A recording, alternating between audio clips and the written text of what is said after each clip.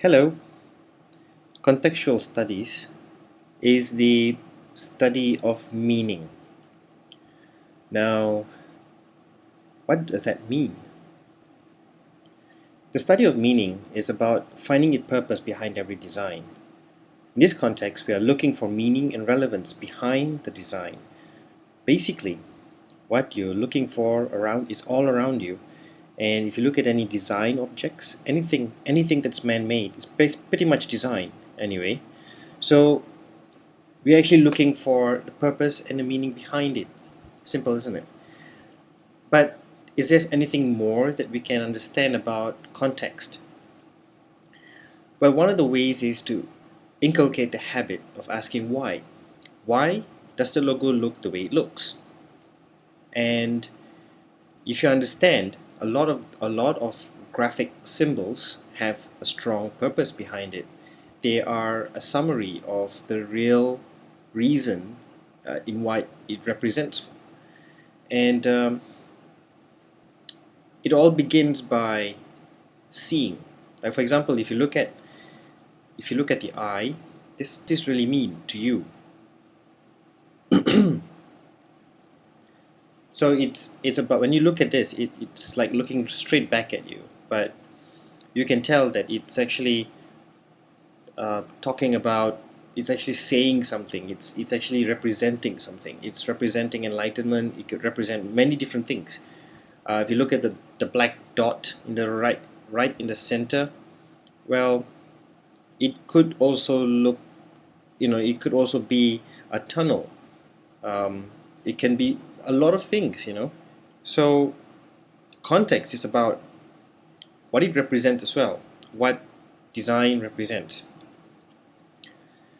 Um, for example, let's look at something that's already been designed, and let's just say you're an interior architect or interior designer, and you are trying to design an interior space that mimics nature, and you want that same feeling that you have in this same environment, by the waterfall, the peaceful, the serene ambience. You want that same feeling into an interior space, and voila, when you start to design, you start to mimic uh, that serene, that peaceful atmosphere, not discounting the fact that it's environmentally friendly, lots of light. So you have a strong relationship between this space and what you saw earlier in the natural environment. So there are many different kinds of design today that mimics nature, that wants to connect, to bridge humans, us, the consumer, with natural habitat, natural environment. And sometimes you would also want to look at the reason, the meaning behind um, natural environment and modern habitats or modern civilization, because today we talk about sustainable technology. So you create pieces of artwork that futurist artwork that actually explains about sustainable technologies and how man-made things, design things, can actually be a lot more connected to the environment than than before. So people start to, designers, not people, designers start to design things that is a lot more connected to the environment. It's called interface. So when you see this, you have a word called interface. So that's the context that we're talking about. Connections, interface, um, relationship. So when you look at pictures like this, and then you look at nature, bottom line, all these designed spaces and all these designed objects and outcomes are connected to this. So basically, it is the context of connection, relationship to nature. It's the context of sustainable technology, sustainable futures. and so on and so forth. So designers will never cease trying to solve this problem, because the problem is always the need to be more environmentally friendly. So to create some kind of balance. Another example is using metaphors. So sometimes metaphors are a lot used to represent possibilities. So what is the context of Tony Stark? The costume that he wears, the exoskeleton that he wears, the machineries that he invent. So what is it talking about? Is it this? It's probably talking about this, isn't it?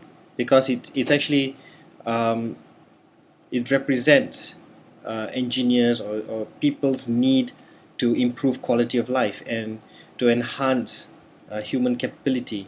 For example, the disabled, for various purposes, not just for the disabled, but for dangerous missions. Exoskeletons like these are designed for uh, various needs, and they are experimenting with exoskeletons to assist people with spinal cord problems, paralyzed people who couldn't really walk, who have no function, no use for their legs, or very weak use of their legs. So they have such exoskeletons to actually assist them. So what is this supposed to mean? Is this talking about transhumanism? Well, not really. It's talking about improving the quality of life. And that's the context that we're talking about, improving the quality of life. It's making life a lot better and making things bearable. Um, and another example is the technology that we always use today, and some of the groundbreaking technologies, for example, tablets, computers. And this is a scene from Star Trek. Captain Picard here is looking at a desktop computer while surrounded by so many tablets around him.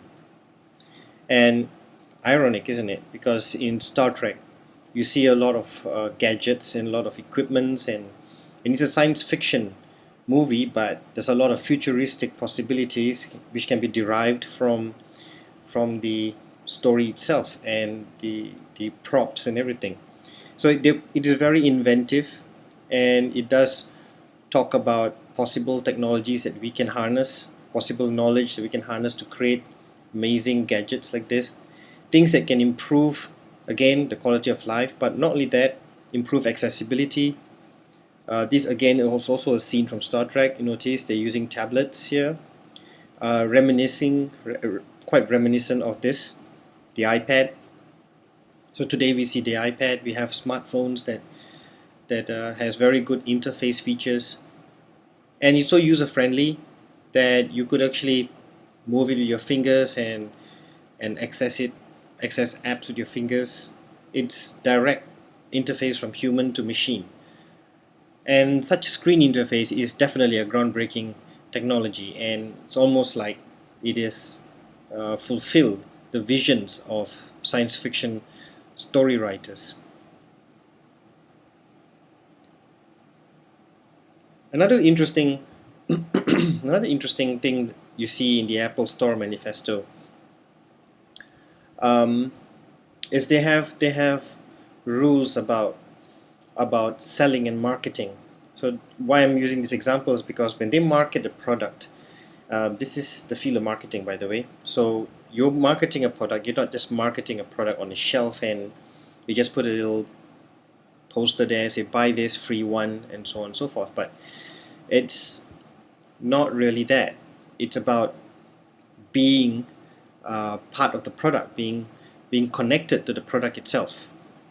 So if you notice the 6 lessons here, creating experiences, honoring context, prioritizing your messages, consistency, design for change, not forgetting the human element. These are unlikely sentences that you'd use just to simply market a product. I mean, nobody really thinks about something like that if you were to sell tissue paper in the shop, I mean, but if you're a designer, you're selling with context. You're enhancing the experience of marketing. You're actually talking about the product in a more deeper sense, in a more contextual sense. So when you see a person selling Apple products, they come with you with the iPad, they wear the products, they use the products as well right in front of you. Now, that's context. Now you see today in the most interesting part of the world, like Asia, and you notice that people like to mimic and imitate design. Is that copying? Is that necessarily copying? What is the meaning of copying? So when someone used the word copy, are they using it in contextual form? But what's the context of copying? And is that really design? Like the Mona Lisa, for example. Leonardo da Vinci, when he painted the Mona Lisa, he wasn't painting a picture on a surface. He was doing something else. He was having some kind of a spiritual experience when he was working on his painting. It's more than just putting a brush on a surface. It's about understanding. It's about comprehension. It's about savoring the moment. It's about appreciating the finer details of life. So there's a lot of story that one can actually talk about when they look at a famous painting. So there is a deeper meaning, context behind the painting of the Mona Lisa. But what if somebody copies it? Now you see a stark comparison between Western art and Eastern art. Now if you look at Chinese painting, and if you compare Chinese paintings from long time ago and you compare traditional Chinese paintings today, you notice that the most important thing is being able to mimic the technique with precision. So what's the difference between precision, mimicking techniques, and this? Are you celebrating variety when you are mimicking and emulating? Mimicking, emulating, copying is a very important thing in the culture of the Asian culture. And for Asians to be able to do this with great precision and detail is a great achievement. It's not necessarily copying in this context. The context of copying would probably fall into the category of Western ideologies. So they might say that, well, if I'm able to mimic this painting with 100% precision, then I have copied it. But from the Asian point of view, it's not necessarily copying. It's the context of learning and mastering a technique. But in the Western civilization, it's copying. Now, perception and context are kind of related, because when you look at the context of copying in different cultures, they differ. So Asians see copying one thing, Western see copying another thing. And this is a good example. Typically, if you learn karate and Mr. Miyagi tells his pupil, follow instruction and do not ask any questions. So this is basically the fundamental thing about learning martial arts: being able to mimic a movement with precision. The technique, mastering a technique, requires a lot of copying, a lot of mimicking, a lot of emulating the actions, the patterns and everything. It's almost like the patterns are pretty fixed. It's an ideology, so you have to follow that pattern. And but as far as the Western civilization is concerned, this is important in the context of instructional learning, but they're not based on instructional learning. They're different.